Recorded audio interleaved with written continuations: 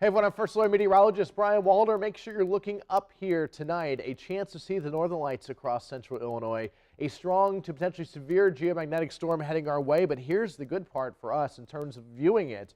Our skies remaining clear this evening into tonight, so viewing conditions should be good to go. Make sure you're looking northward away from city lights. Make sure you're in a dark area, and you should be able to see the northern lights, especially with your phone. If you have a night mode or night vision or something along those lines, an opportunity again to see the northern lights. But if this storm is potentially as strong as advertised, there's an outside chance you might be able to see it with the naked eye. But again, at a minimum, you can probably see it with the help of a camera or your phone.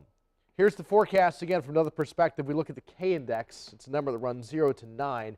And tonight's forecast is at an 8. So this is about as high as it goes on the scale. The map on the left correlates to how far south the northern lights get depending on the K number itself. And for us here in central Illinois, we usually need at least about a 6 or 7 to be able to see the lights. And again, an 8 should provide us that opportunity.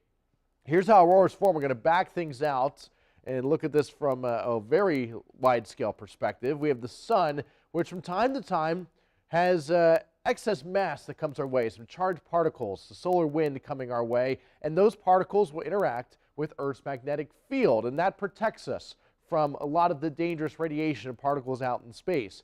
Now, these charged particles interact with the magnetic field, and they travel along the magnetic field lines. Now, sometimes those lines turn inward towards the poles, and that's how we get the northern lights at the northern pole, and North Pole rather, and the southern lights at the South Pole. But for us, again, we're focusing on the North Pole and the North Lights because that's what we can see.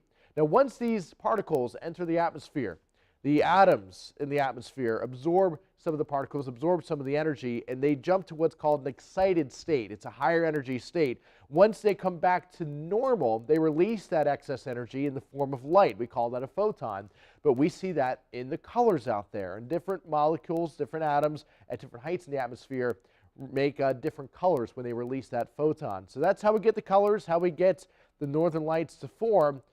And again, there's an opportunity here tonight that we'll be able to see them. So fingers crossed, if you do get a picture of it, make sure you send it our way. You can do that on our 25 News First Alert Weather app or on our 25 News Facebook page as well.